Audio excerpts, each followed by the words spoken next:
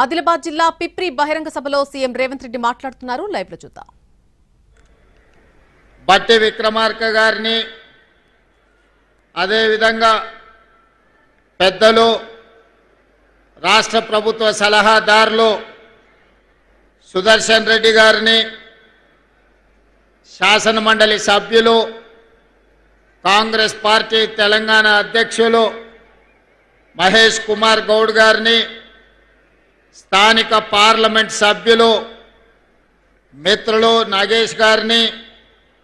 అదేవిధంగా మీ అందరి అభిమాన నాయకుడు, ఆనాడు నేను పిసిసి అధ్యక్షుడిగా బాధ్యత తీసుకున్న తర్వాత ఇంద్రవెల్లి గడ్డ మీద దళిత గిరిజన దండోర కార్యక్రమాన్ని ఏర్పాటు చెయ్యమని విజ్ఞప్తి చేస్తే ఆనాడు వేలాది మందితోని ఆ కార్యక్రమాన్ని నిర్వహించిన సోదరులు ప్రేమ్ సాగర్ రావు గారు,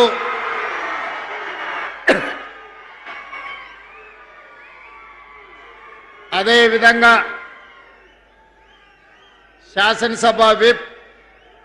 ఆది శ్రీనివాసరావు గారు, మరొక విప్ విజయ్ రమణ గారు, అదేవిధంగా రాజ్యసభ సభ్యులు వేం నరేందర్ రెడ్డి గారు, ఖానాపూర్ శాసనసభ్యులు వెడమ బొజ్జు గారు,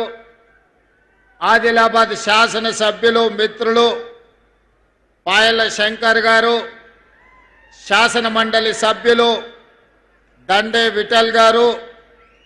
శాసనసభ్యులు రామ్దాస్ మాలోత్ గారు, మాజీ కేంద్ర మంత్రివర్యులు మా అందరికీ చాలా సీనియర్ నాయకులు వేణుగోపాలాచారి గారు, వేదిక మీద ఉన్న వివిధ కార్పొరేషన్లకు సంబంధించిన చైర్మన్లు, మున్సిపల్ మేయర్లు, మున్సిపల్ చైర్మన్లు, వివిధ హోదాలలో ఉన్న ప్రజాప్రతినిధులు, ప్రభుత్వ ఉన్నతాధికారులు, ప్రాణ సమానులైన ఆదిలాబాదు ఆడబిడ్డలకు, మా అడవి బిడ్డలకు అందరికీ కూడా మనస్ఫూర్తిగా ధన్యవాదాలు, కృతజ్ఞతలు తెలియజేస్తున్నా. మిత్రులారా, రాజకీయాలలో మనిషి పట్ల విశ్వాసం ఉండాలి, ఆ మనిషి ఇచ్చే మాట మీద నమ్మకం ఉండాలి. మా మిత్రులు సిఎల్పి నాయకులుగా ఆనాడు పీపుల్స్ మార్చ్, ప్రజల దగ్గరికి వెళ్ళాలి, ప్రజా సమస్యలు తెలుసుకోవాలి, ఆ సమస్యల్ని పరిష్కరించడానికి భవిష్యత్ ప్రణాళికలను రచించుకోవాలి అని ఈనాటి ఉప ముఖ్యమంత్రి వర్యులు, ఆనాటి సిఎల్పి నాయకుడుగా ఈ పిప్రి ప్రాంతం నుంచే పీపుల్స్ మార్చ్ను ప్రారంభించి 1400 కిలోమీటర్లు ఇక్కడ మొదలైన పాదయాత్ర ఖమ్మంలో లక్షలాది మంది సమక్షంలో వారు ఆ పాదయాత్రను ముగించడం జరిగింది. ఆనాడు అధికారంలోకి రావాలన్నా, ప్రజలు ఆశీర్వదిస్తారన్న విశ్వాసంతో మిత్రులు బట్టి విక్రమార్క గారు ఈ ప్రాంత అభివృద్ధి కోసం, ఈ ప్రాంత ప్రజల సమస్యల పరిష్కారం కోసం మీతో నడుస్తూ, మీతో కలుస్తూ, మీ గూడాలలో మీ తలుపు తడుతూ, మీ గుండె చప్పుడు వింటూ, మీ సమస్యలను అర్థం చేసుకొని వాటిని పరిష్కరించాలన్న కృత నిశ్చయానికి వచ్చిండ్రు. మరి ఈనాడు 2 సంవత్సరాల అధికారంలో పూర్తి చేసుకున్న సందర్భంగా,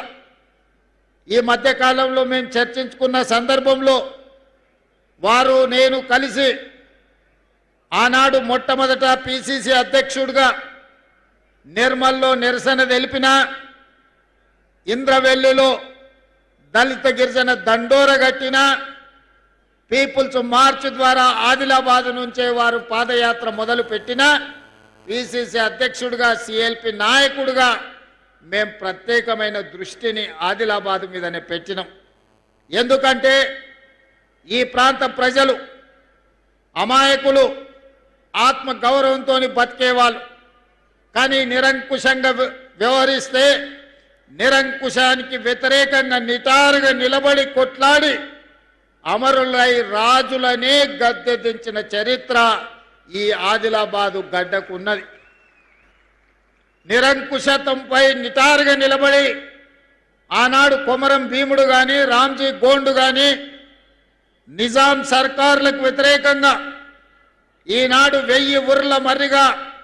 ఈ ప్రాంతంలో ప్రసిద్ధి పొందిన రామ్జీ గోండు త్యాగం, జల్ జమీన్ జంగల్ నినాదం ప్రపంచానికే వినిపించేంత గొప్పగా ఉద్యమాన్ని నడిపిన కొమరం భీముడు